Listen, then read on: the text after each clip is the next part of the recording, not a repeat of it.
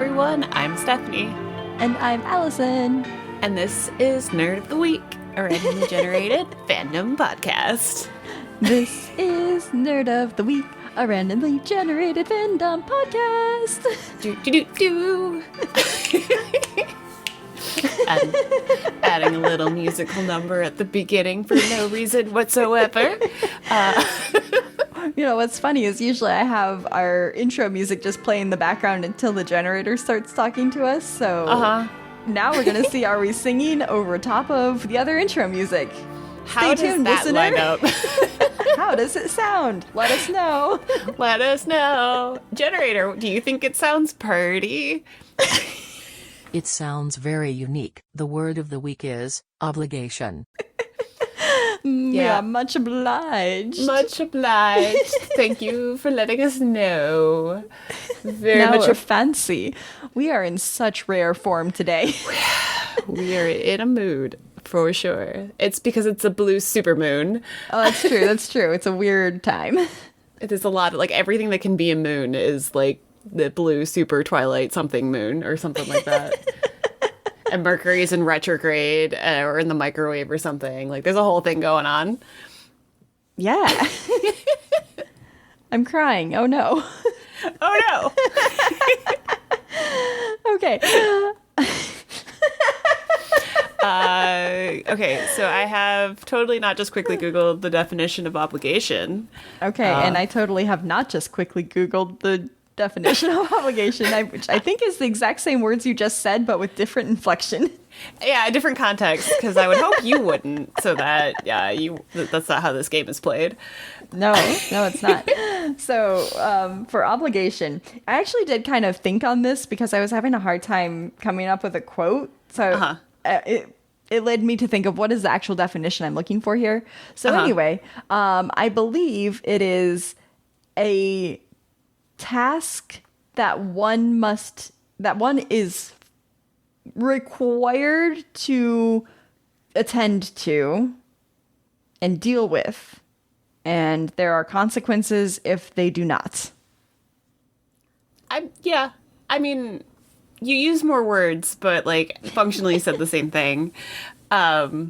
An act or course of action to which a person is morally or legally bound, a duty or commitment. Ooh, I like the morally or legally bound. Nice.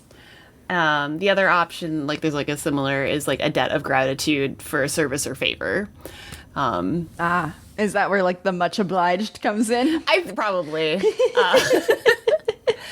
And then, the sentence is actually, I have an obligation to look after her, which, like, actually kind of feels like a explanation sentence as opposed to what it usually comes up with. But I would, because the Google images always just chef's kiss. The options for obligation is like a signpost, but it's like one of those construction signposts with all the holes in it. And there's a blue arrow going to the left that says choice in all capital letters. And then a red arrow slightly oblique pointing to the right saying obligation with a sparkle on it.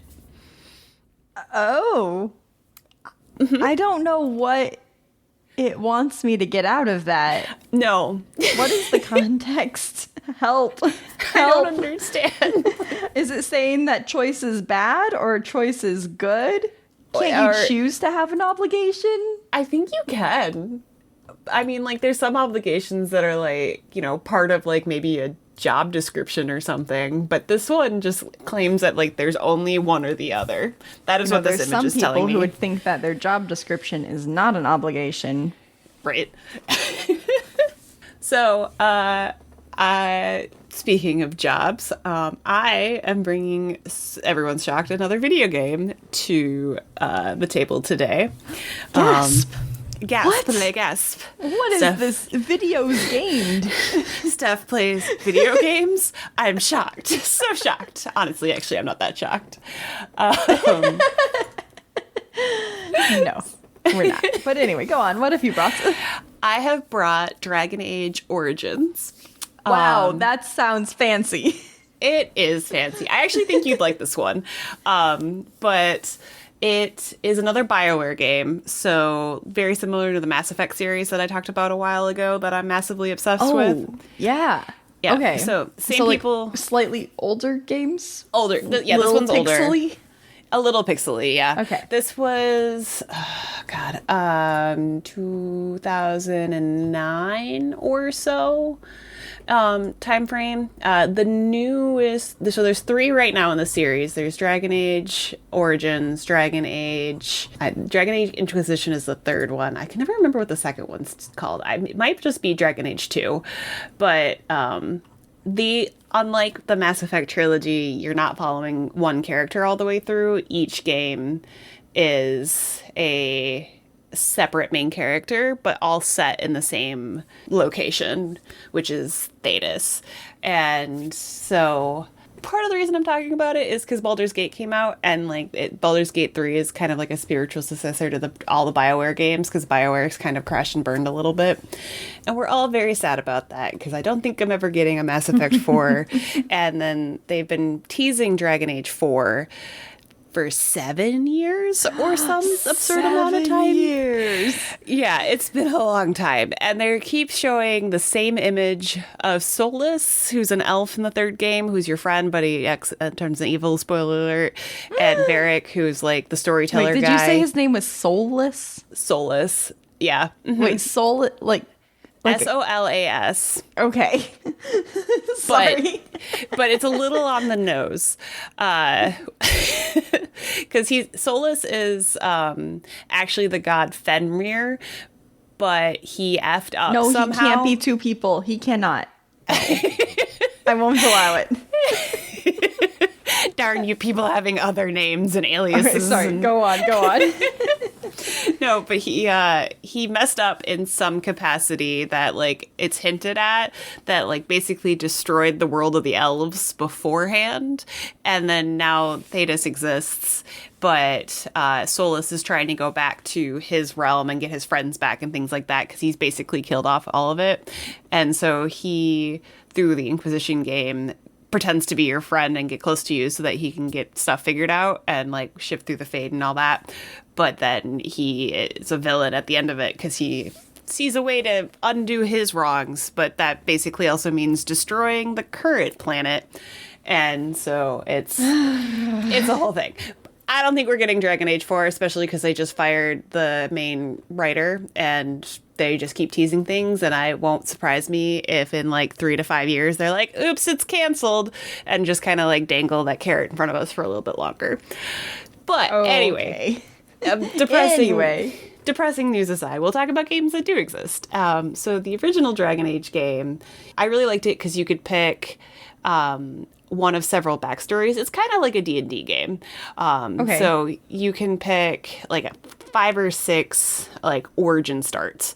And so you can be an elf. Dragon Age is kind of like medieval fantasy. And so there's the fantasy racism where elves are kind of looked down upon and humans are the top people. And then if you're an elf, you're not really wanted in cities.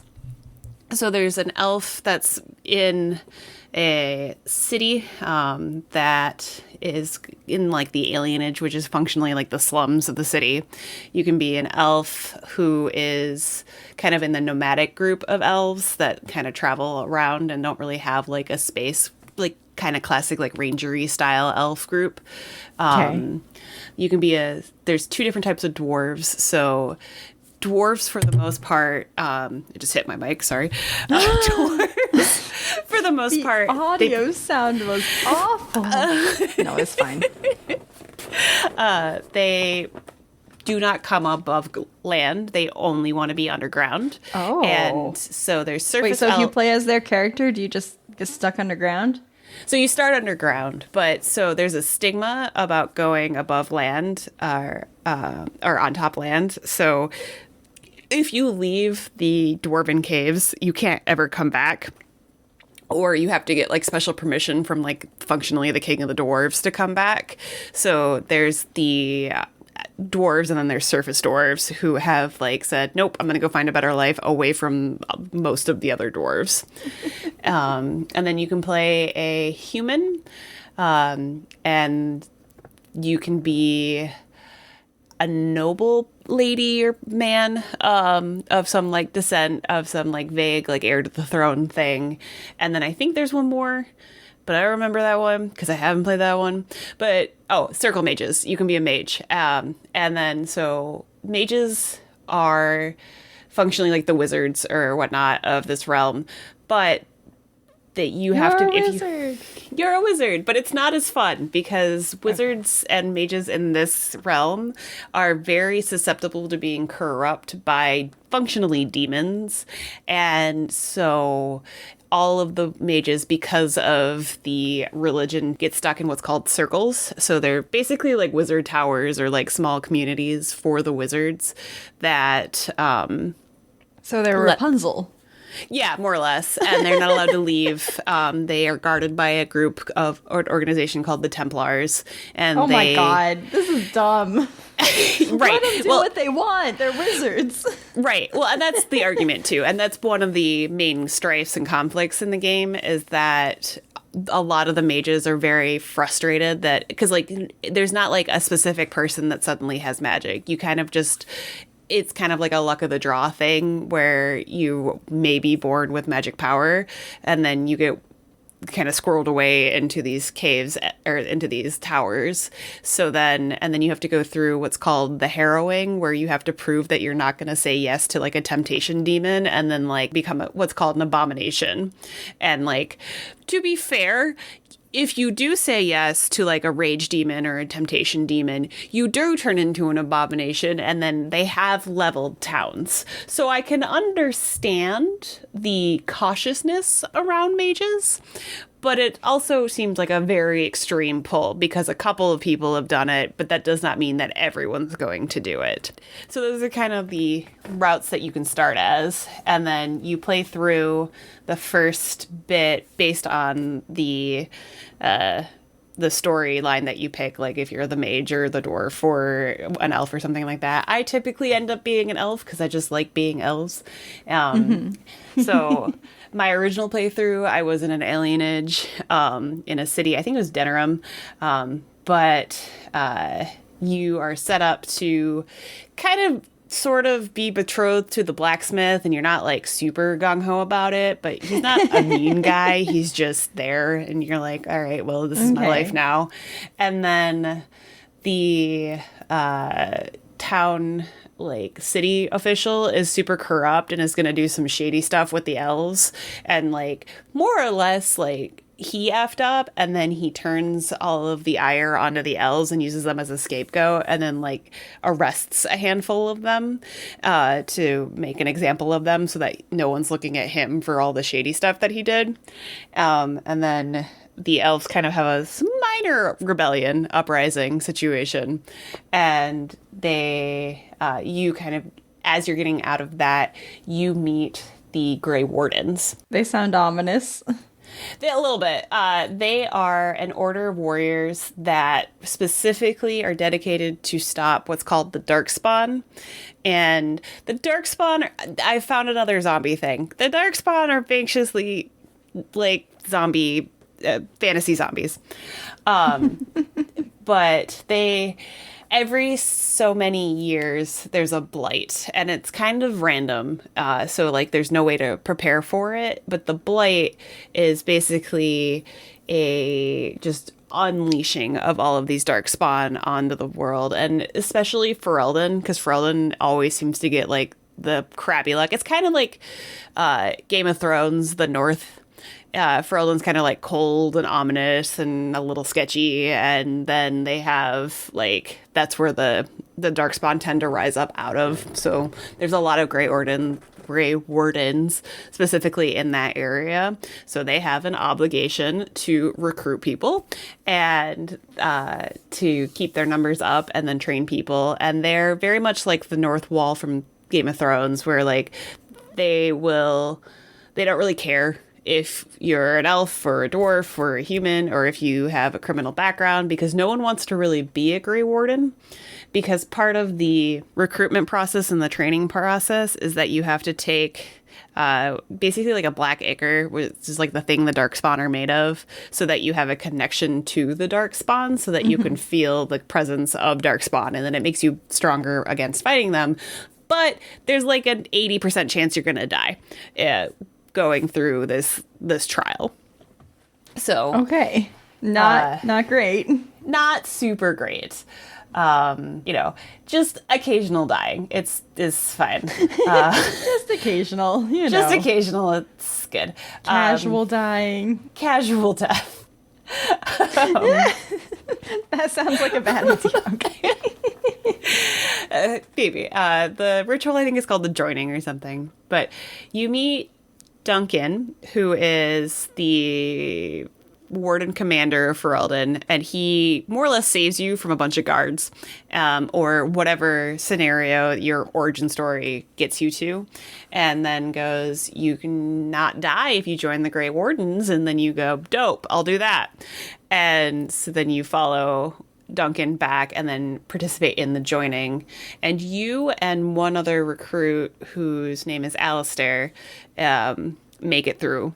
And Alistair has been friends with Duncan. He's kind of got like a hush-hush around his backstory, but it turns out that he is, I think it's the bastard son of one of the kings, which becomes important later because he's got royal bloodline. Yeah, so he's got like the royal bloodline descent kind of squirreled away, but, does have technically a claim to the throne, which is why he was so protected for a long time. But, and I think Duncan kind of takes him over or takes care of him, and then he wants to be like Duncan because Duncan is basically his dad, so he turns into a Grey Warden like him. Then the world kind of opens up a little bit because you get attacked by a bunch of Darkspawn almost like immediately after completing the joining, and you are fighting basically you discovered that the blight is about to happen. And so the blight is unleashed by an archdemon or an old god who basically manifests in the form of this like big, terrifying black dragon. And this dragon absorbs some of the Darkspawn power at some point. Like you slowly like discover these like pieces of information through like the storytelling and things that's why the blight happens, is because this old god got corrupted and then it kind of necromancies its way into crazy blights, and then every once in a while it tries to like get out of its binds, and then that's what a blight is. Oh bother. And so the ominous world ending things happening. Then after that so Duncan is unfortunately killed in this like blight attack, and then you're kind of on your own with Alistair as being charged to go find more of the causes of the blight, recruit a party, and more or less let's like stop it. It kind of like the vague, all right, cool, terrifying world-ending thing coming. Figure out how to stop it. I'm going to go die now. Good luck. And then you're left to your own devices to go play in the world of Ferelden. And you can recruit a cast of characters. There's romanceable options with really adorable storylines and they're really cute and fluffy. I love the dialogue and the banter in this game because there's many characters. They're always making fun of each other. Like it feels like a group of people who would actually exist. Okay. Where a lot of games, especially in the 2009 era, didn't really have like that flavor to it. But like you'll be walking, there's an assassin character named Zebran. He tries to kill you, fails, and then you can choose not to kill him. And then he's like, cool, I'll be your friend. And everyone's like, he literally just tried to kill you. And you're like, he's not anymore. So he can hang out with us. And then like, he's like functionally like a Zorro type character where he's like a flirty assassin rogue, right? And he always uses like mystery as like a thing. So then he like constantly is making Morgan the sorcerer slash like swamp witch feel like really uncomfortable and just flirting with her, and she's just like, please stop. And then so there's just all this banter that works really, really well and just kind of comes out of nowhere while you're like tramping through the forest fighting off darkspawn and things like that. And it feels like a lived-in party who have a relationship with each other, and as things develop, their conversations change and reflect what's going on, which I just appreciate. So it really does feel like a D&D game. And it feels like, especially like how you start a D&D game thinking you're going to be really cool, and then by the end of it, you're just like the Three Stooges. That's absolutely the vibe it gives. But actually, yes. Okay. But actually. That's the vibe. And then, so it's fun. And then you can also recruit a dog, which, like, 10 out of 10. Yeah. There's they're kind of like pit bully type dogs called Mabari. They're like these big, like, bear fighting dogs. Okay. And I love them. They're the goodest of boys. Oh, and good. But they're not fluffy. No, they're more like pity type fur. Okay, I guess it's fine. It was also 2009, and it was probably really difficult to animate that fur, so making them more like a pit. So they could be fluffy. It's just the animation style. But they're the goodest of boys, and the pixels have failed us. The pixels have failed us. Wait, wasn't it? Yes, I have a quote somewhere that's like, you said, we must romance the pixels. From Stardew Valley. Yeah, okay. It's all coming around. It's all coming together now. I like games where you can romance the polygons and the pixels. It's fine. It's fine. I mean, I guess having a good doggo on your team is almost like romance. Yeah. Not at all, though. Not at all. He does. The dog does have his own unique, like, air quotes voice lines, because, like, people will occasionally try to talk to him. Oh, that's cute. There's a type of people called the Kunari, which are kind of like the orcs in this world, and they follow a doctrine called the Kun, something like that. And so they're very like regimented and strict, and they don't like joke around a lot. And you find one, his name is Sten, and he's just like hanging out in like one of those like hanging cages. And you're like, how's it going, buddy? And he's just like, I'm just here. And you're like, do you want me to let you out? And he's like, if you want. And you're like, okay. So then if you let him out, he joins your party. And he's really a good noodle. He's just socially inept and doesn't know what's going on. He slowly like gets better. But there's a scene with him like talking to the dog. And he's just like, oh, yes, like the dog is saying like these very profound, important things. And then he's like, I agree with you wholeheartedly. And then the dog goes, woof. And like, would you say it's a coon hound? It's a little coon houndy. I like that little interaction, though. That's cute. Mm-hmm. So they have a lot of like cute things like that. And then as you progress, you add more people to your party. There's a bunch of various shenanigans. One of my favorite quest lines is, so you're called the Warden. So everyone refers to you as the Warden, but you get to customize your character. It can look how you want, be male or female or non-binary. Like, it's really cool that you can just make it however you want. And then your warden gets kidnapped, and then you have to pick two people in your party to like go rescue you, and it's straight up just hijinks.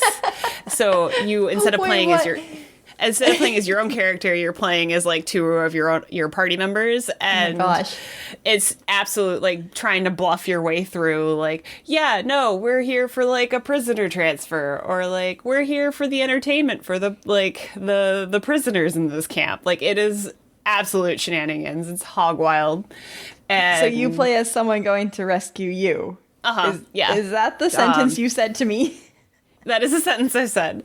Okay. So it's more of like a top-down, like point and click game. So it's not a first person; it's a third person game. And then your party can be you and then 3 other companions, and you can actually control the other companions at any time. So you don't always have to play as yourself. Like, if you need Zevran to pick a lock, you can go, hey, I need Zevran real fast, and then you grab him and then he can pick the lock. Like, because sometimes if you just tell them to do it, the AI wasn't the greatest, so it made sense for you to be able to like grab onto the character that does the thing you need them to do. But yeah, so then there's definitely like a choices matter situation that happens, and the ending kind of varies whether you do specific things to the plot or not. There's not really like a quite canon yet ending, because we were all kind of waiting on Dragon Age 4 to come out to figure out like what the canon route is. But basically, like, my personal canon is that your Grey Warden lives because Morgan, the Swamp Witch, performs a specific ritual so that when you kill, because part of the sacrifice that the Grey Wardens do is when you kill the old god, there's such a release of energy that it basically like absorbs you and kills you. And so Morgan found a way to make a ritual that functionally like will absorb that power. And if you like get everyone's approval rating high enough and like you're able to finagle it, Morgan can do that ritual, and then your Grey Warden can live. And then I usually get Alistair situated into a route where he becomes king. There's Queen Honora, who is this queen consort of Loghain and someone else. Doesn't really matter. Why are the names like this? All of them. No one's fantasy just, names. Like Jeff. I mean, we had Duncan. Fantasy Jeff. Fantasy Jeff. I don't. There's Jory. That's almost okay. I guess Alistair is like a name we've heard in other things before. It's fantasy names. It's fine. But so the queen technically isn't the queen, and because you saved the world, you can kind of like maneuver Alistair into being king, and you can either be like, you can marry Honora to be the like to strengthen the tie of this like the crown, or if you're a human noble, you can marry Alistair if you choose to romance Alistair, and then you can be queen. Or you can just be like, nope, screw you, Honora, you've done too much shady stuff, which is true. And then Alistair's just king by himself. Good luck, have fun. Sorry about that. Does he want to be king? Can he just not rate to be king? So depending on what you do with him, every character's got like loyalty missions, and like the way you plan them out or the way they end will kind of change how the character feels about stuff. So if you do his loyalty mission in a way that you, it's called hardening them or softening them, like making them more stern to the world or more like optimistic to the world. Sounds like how you train a horse. A little bit, kind of. But if you do it a specific way, Alistair's totally chill with it. But if you don't, Alistair's like, no. Honora can be queen. I'll just be a Grey Warden. It's fine. And then there's the second game and the third game, which are delightful, and I might talk about it another time. But I'm sorry. So obligation is because you are the warden and you have the rules to deal with? Yeah, and you have the obligation to fight the Blight and kill the Darkspawn. Hashtag fight the Blight. Destroy the Archdemon, and then you have to die because you are killing the Archdemon, because that's what happens. So obligation, not a good obligation, but one that you end up in so that you didn't die because you're technically a criminal. Because fantasy racism or shenanigans happen to you. Okay. Excellent. Dragon Age. I know I sold it to you super well. You really did. Actually, while you were talking, I was looking up Monster Factory. Have you ever watched Monster Factory? I have. I love Monster Factory. Okay. Griffin and Justin, they're the two McElroy brothers. Here I go talking about the McElroy brothers again. Oh, man. They're apparently my zombies of the podcast. Wait, you did talk about zombies this week. You did. I did. Yeah, okay. So you fulfilled the prophecy. Anyway. I did. They have done a Dragon Age, and their character that they made there was DJ Slime, which, for everyone listening, the McElroys, when they worked for a video game media company called Polygon. They used to do a monthly video series called Monster Factory, where they would take the character customization creator and just make like the most wild things They still do. They do. It's not as frequent anymore. They just No. had a recent one come out, but I think they kind of like used up a lot of the really robust character creators. Yeah, and there's yeah, just they not did. as many new games out right now that have good ones. Baldur's Gate has an exceptional character creator, and I'm waiting for them to do that one. I'm so excited for the nonsense that happens with that one. I'm sure they'll do it eventually. So I'm sorry to have taken over your little spot Oh, here that's by okay. talking about something completely different. We just had to check it off on the bingo card. It's okay. I understand. Yes, I hope everyone has their weekly bingo so that we can play. The Nerd of the Week bingo card. Yeah. If someone wants to create that for us, we'd be happy. Share it on our socials for everyone else to see. The free space is the generator giving us the word. Yeah, sorry, I did not mean to interrupt. Did you have more to say? No, I mean, that's basically it. It's fun. Okay. I recommend it. It's definitely ridiculous and silly. If you don't feel like playing it, I recommend watching someone play through it because it's really fun and it's really goofy. I'm sure there's a lot of people on YouTube who have played through it. Oh, I'm sure. I'm positive.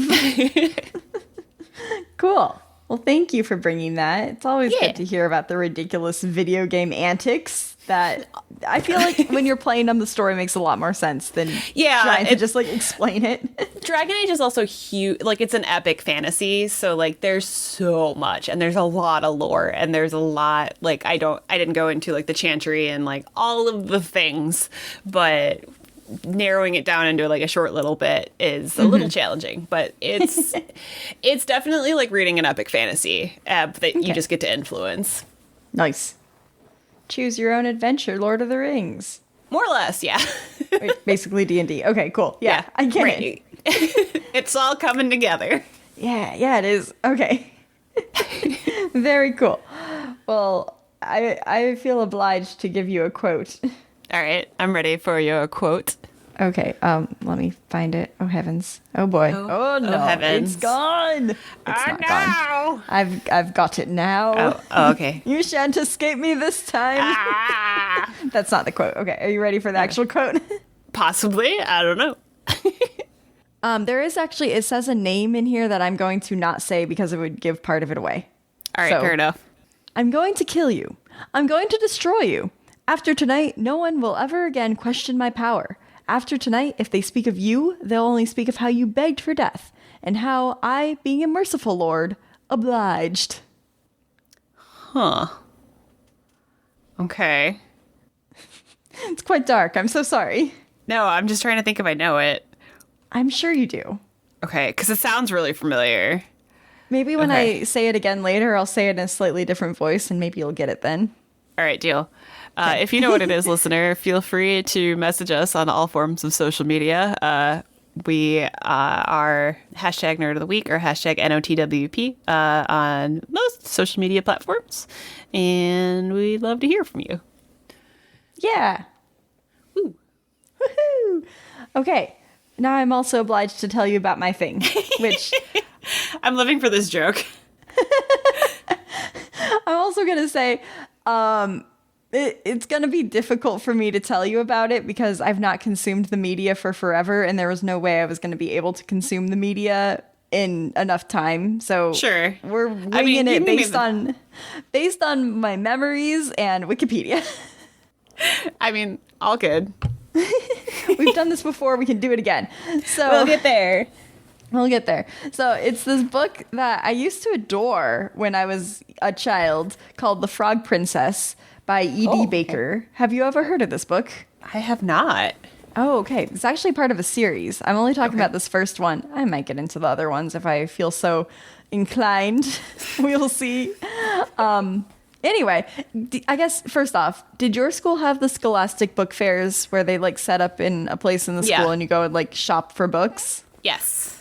Okay, cool. I got this book at the book fair. Oh, man. So it was one of those kind of books. It is a chapter book, but I think it's for like young children. I don't know. Okay. I read it in middle school. It was a good time. I liked it. Fair enough. It was first published in 2002. So by the time I read it, it had been out for a while. Whatever. Okay. I'm telling you nonsense. None of this matters. It was basically like a loose adaptation for The Princess and the Frog from Disney. Yeah. I don't think that they really officially credit it, but it's like fairly widely known that was like the general idea. And then it itself is a spoof on the Frog Prince fairy tale, of course. Okay. So basically, there is a princess. Her name is, well, she lives in the kingdom of Greater Greensward. And green is important here because her name is Emeralda, like emerald. Oh, God. Okay. But she gets to be called Emma. And then she has a mother named Queen Chartreuse. Oh, my God. And she has an aunt, Gracina, like grass. I am living for this naming convention. Oh, my God. Yeah, it's really good. And we'll get into some more of their names in a second here. Okay. But basically, this kingdom, Greater Greensward, they have the royal family. Mm-hmm. The queen, of course, is queen, and she, like, they were the ruling family, and then the king married in, essentially. Got it. Okay. So that's how they got to continue to be the green people in their green world. Understood.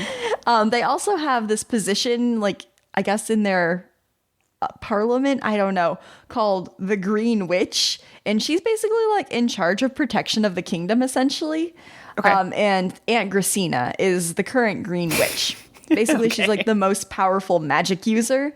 Got it. And then Emma, she like kind of wants to be the Green Witch when like the position is next available. Sure. And she's like being trained by Gracina and like practicing magic. Her mother hates this for her. She does not want her to be the Green Witch. Oh. She wants her to get married and Classic go mother. off somewhere. Yeah. And her mother, it is kind of like, I would say like classic fairy tale mother, Sure. where she doesn't really care for what Emeralda wants. She's just like, Right. I want you to be this perfect little princess, and I'm going to dress you up in dresses, and you're going to behave nicely, and you're going to marry this person, and how dare you have mud on the hem of your dress? Like, doesn't Yeah. understand Emma at all. How dare you have opinions and thoughts and feelings? Exactly. So she's being forced to marry this prince called Prince George from a different George. kingdom somewhere. Okay. And she's like met George several times in the past for just like royal events. Sure. And Okay. they're like just sworn enemies with each other. Like they do not like each other. So why their that. parents thought that this would be any sort of a good marriage, even an arranged marriage, is beyond me. Like, if you A+ know your parenting. child actively hates somebody, I don't know.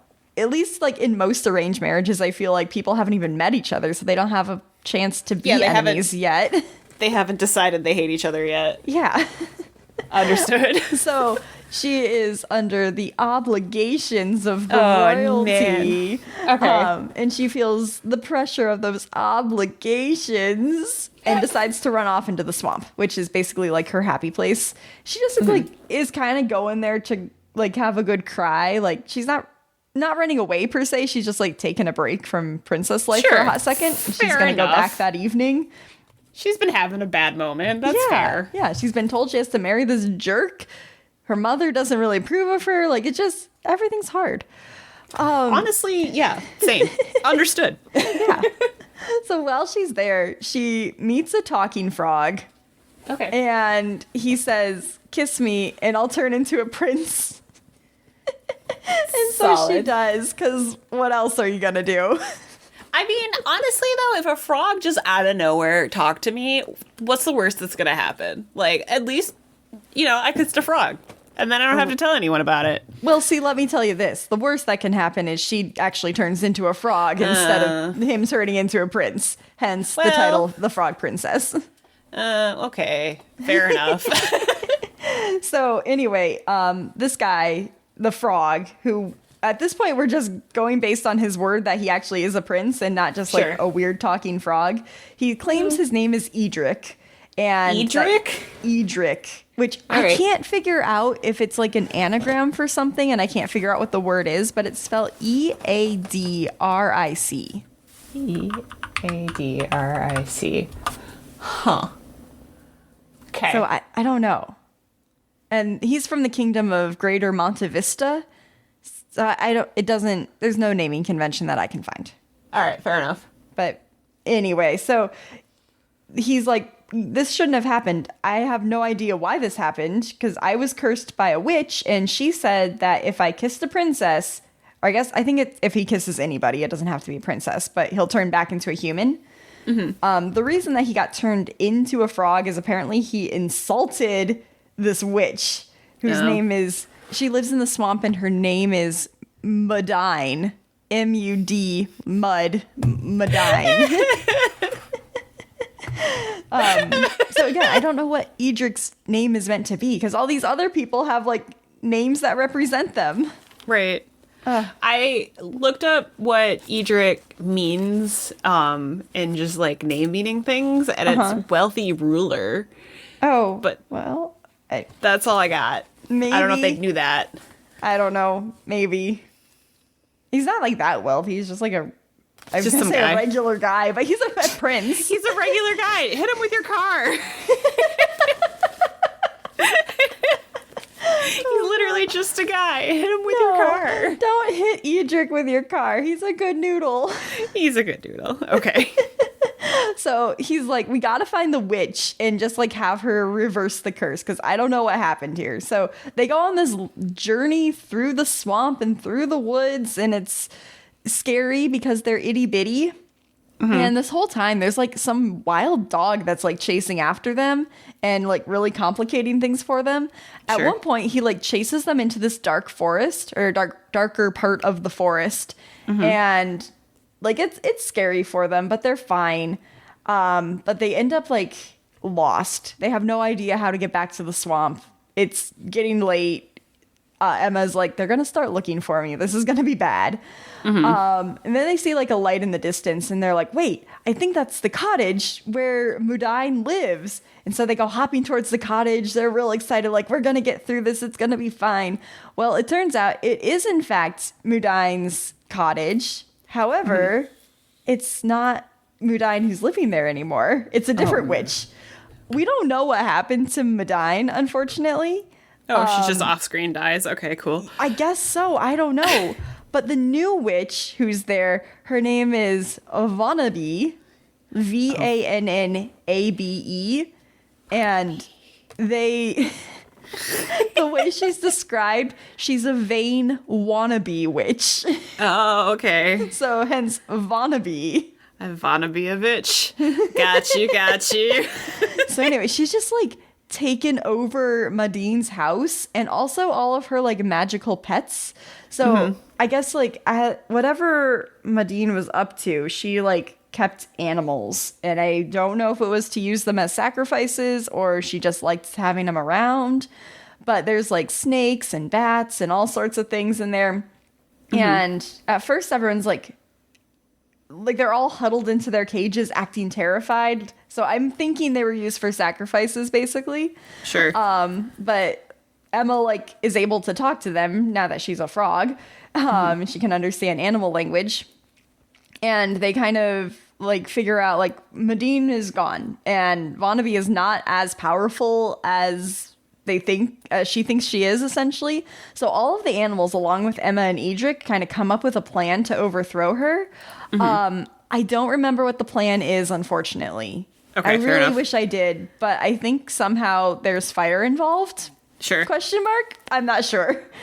I think it also involved somehow they were about to be put into a stew. So there was Classic like swamp witch cause for stuff. concern. Yeah. You know, some Eye of Newt, some boiled frog, whatever. I like that Obligation both got a swamp witch. That'll be the subtitle. Anyway. Yeah. But anyway, so through shenanigans, I guess. Oh, wait. Hold on. So I'm reading here on Wikipedia. # thanks, Wikipedia. Hashtag The thanks. thing that she was trying to cook the frogs into was a potion that she thought would make her eternally beautiful, which she was not to begin with. So Got it. I don't think it was going to work to start, but whatever. Anyway, so they're able to escape and all of the animals flee with them. So there's this little bat who literally her name is Lil, like for little. Yeah. And then there's a snake named Fang, which is, just Fang. Okay. And they kind of agree that since they helped them escape, the Fang is not going to eat them, even though snakes usually eat frogs, and that they'll help him get back to the castle. It was very nice of him. He's a gentleman. Gentleman and a scholar. I'm just picturing a little snake with a monocle now. As you should. The only way snakes should be imagined. So anyway, they do get safely back to the castle. And there's, again, some shenanigans that I'm so sorry I can't remember exactly. That's but okay. I think there's shenanigans of them trying to get over the moat. Okay. And like the guards are like, oh my god, there's 2 frogs. What are they trying to do? Why on earth would guards care about frogs? Because they have nothing to do. It's a peaceful kingdom, and suddenly it's the most interesting thing. Fair enough, I guess. So anyway, they get into the castle, and they have to, like, squirt around and not be, like, found by the queen, because she will shriek and have them thrown out. Because she obviously doesn't know it's her daughter. Right. They're able to get to Gracina, the Green Witch. And she says, oh, well, I believe you. You are able to confirm your identity. She, like, asks her some question of, like, something Emma could only know, essentially. Yeah. And then she's like, I know why you're stuck as frogs, though. It's because I gave you a bracelet that would reverse any curse, essentially. So this was a bracelet that Emma didn't really know what the purpose of it was. It was just, like, something she wore. And so basically when she kissed Edric, instead of the curse making him a prince, it like took the curse reverse and made her the frog, essentially. Oh, okay. Yeah. Sure. So anyway, she says you should go find the bracelet again and see if you can get it back, or get the curse back to the way it was through that. Or if not, you should find whoever is going to turn you back into a frog and just have them, like, reverse it themselves. Shenanigans again. So Gracina decides to, like, help them, and they remember, like, oh, I know where the bracelet was. As I turned into a frog, I saw an otter come and grab the bracelet. Oh, so they're like, all right, let's go find that otter. Sure, why not? Random otter. So they get back down to the swamp. The goodest otter. They are able to find the otter, luckily. Oh, good. Oh, wait, actually, hold on. Again, thank you, Wikipedia, for keeping me on track here. So once they get to the swamp, Gracina has to not go any further because there's flowers in the swamp. And this whole family is cursed, where if they touch flowers when they're over the age of 18 or 16 or 18, I don't know, whatever, they will turn into, like, these old hag witches instead of, like, their normal, wonderful, nice witches. They have, like, evil personalities and... Yeah, seems horribly inconvenient, but okay. It is. I'll get into the curse in a bit of a second here. It doesn't really play a whole lot of part into this, but anyway, Gracina cannot go forward, essentially. Okay. And so Edric and Emma are going, and then this dog comes back that's been pursuing them the whole time, and Edric gets chased by the dog, so Emma has to, like, go on alone. I don't know why she doesn't go and help Edric, or why Gracina can't do something about this, even from, like, the edge of the swamp, but whatever. So she goes into the swamp, finds the otter, and sees that he's, like, hanging out in his little otter hovel with the bracelet. And she figures somehow, like, oh, well, I have to, like, convince him to give it back to me. He's not just gonna, like, hand it over, because obviously he has it in a place of honor in his home. He really likes it. So she dresses up. She, like, fashions, like, a little skirt for herself out of flower petals or something, because she's still allowed to touch flowers. She's not old enough yet. Sure. For the curse to take effect. So anyway, she fashions herself into, like, this little fairy costume and pretends that she's this, like, powerful swamp fairy. And she goes and, like, talks to the otter and, like, scares him into believing that she's going to give him another curse or something if he doesn't obey her. And it works. And she gets the bracelet back. Edric comes, like, smashing out of the underbrush right in the nick of time as she gets the bracelet. So as she's, like, holding on to it, she quickly kisses him, and the dog is, like, in hot pursuit, and they both transform back into humans. And Hooray! then the dog transforms too. Not into a human, though. He turns into a horse. Apparently he was Edric's horse. And he got transformed into Spell somehow as well. All right. And so then they go back and they're like, hey, Christina, look, we found the bracelet. And we also found the otter. And the otter, like, had come with them for some reason. And he's able to talk to people, too, they realize, because he's actually a cursed human as well from a different curse. What is going on with this town? It's a different curse. So anyway, the otter's name is Haywood, and he had been Gracina's boyfriend. Oh, okay. I remember. He was cursed by Gracina's mother, so Emma's grandmother, because she was affected by the curse that turned her into an old nasty hag. Okay. And so she wasn't like in her senses and is like, I hate the world. I'm going to curse your boyfriend. So Haywood has been cursed to be an otter for like 20 years or something. Oh no. Waiting for Gracina to find him.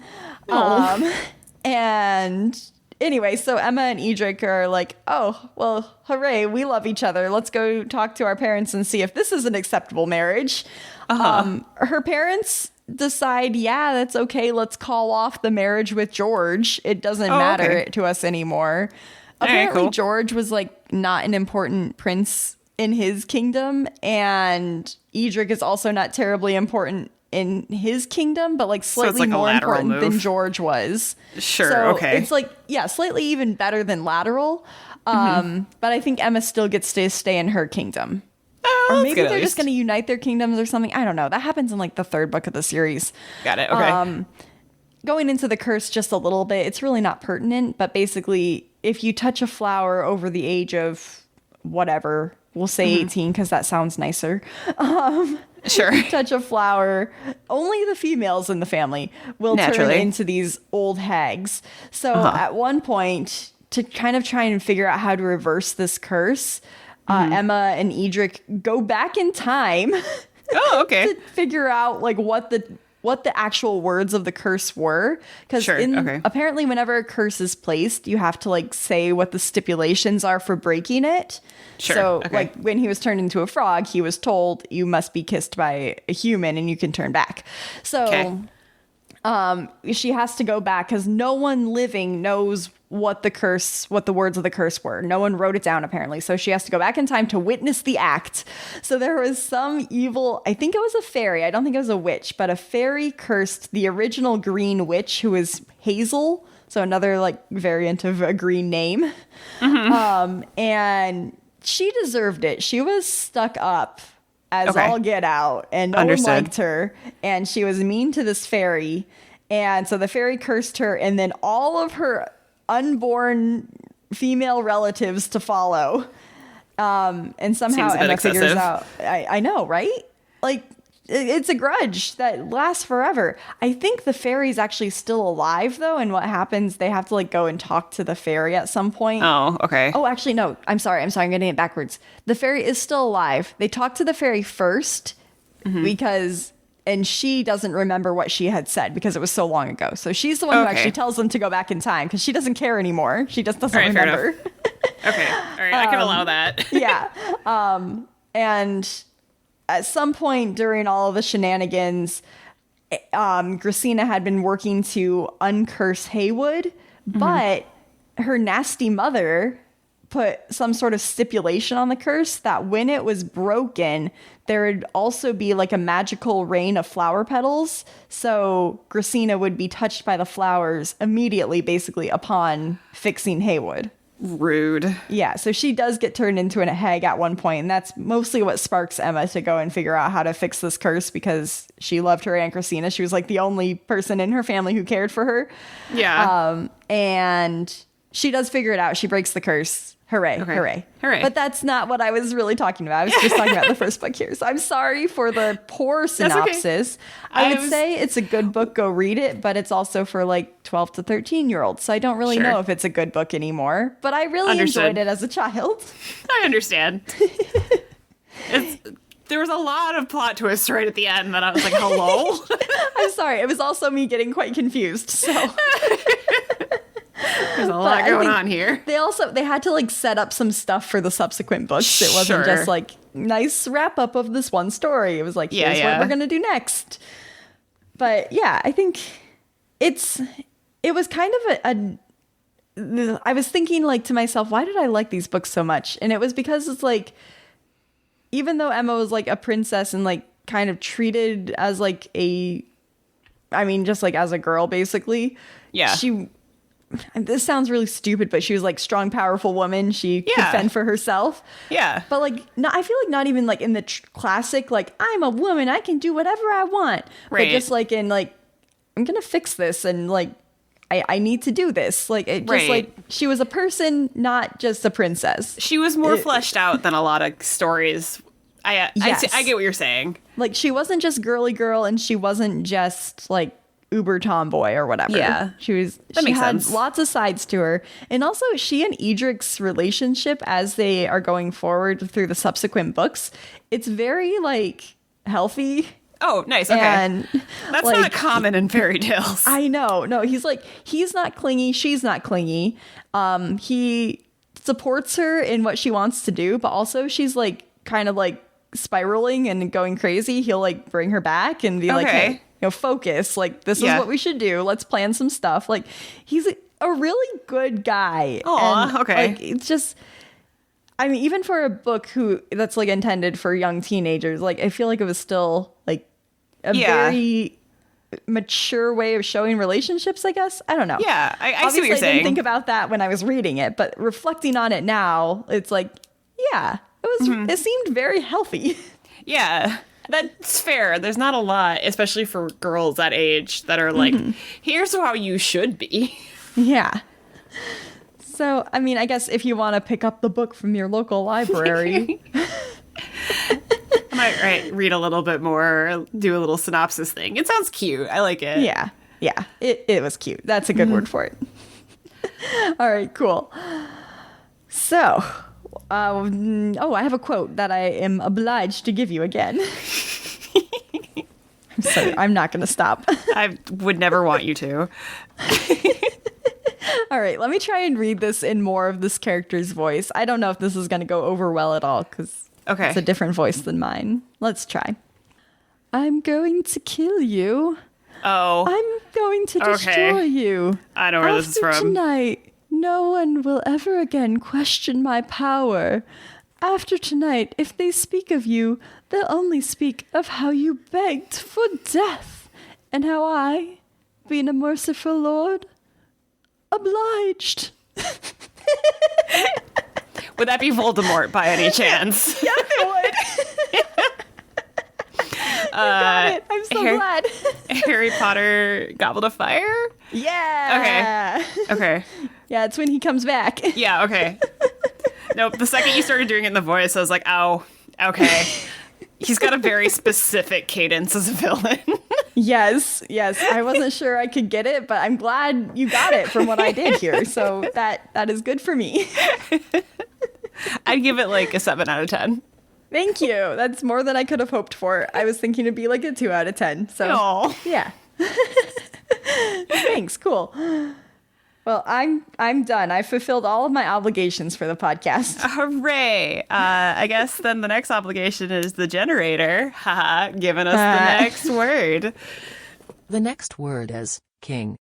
Oh, kind of similar. I just can't wait to be king.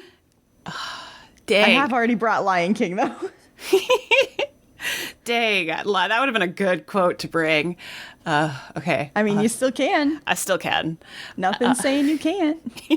You're not wrong. What did I bring Lion King for, even? What even? Oh, royalty. Similar. Right. Fair enough.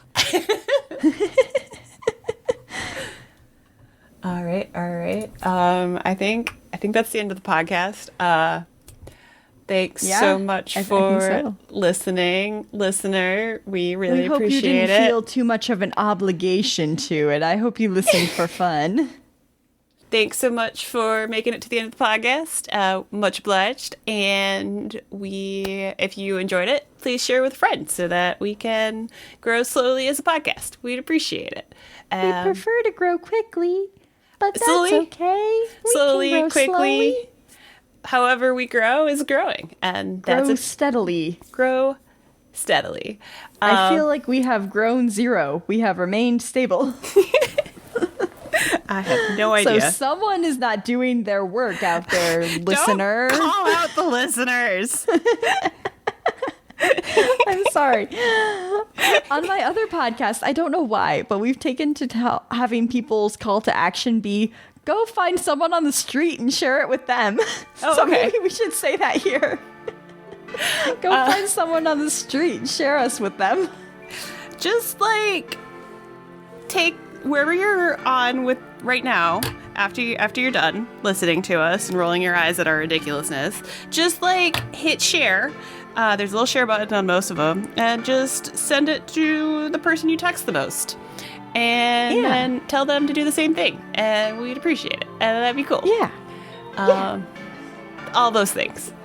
Anyway, I think that's it. Yes, it should be. All right, cool. So, as always, I have been Stephanie. And I have always, as always, been Allison. I am obliged to be Allison. And this is still Nerd of the Week and still not a pyramid scheme. Goodbye. We are obligated to tell you this is not a pyramid scheme. We are obligated to tell you this is not a pyramid scheme. Yeah. Bye. Bye.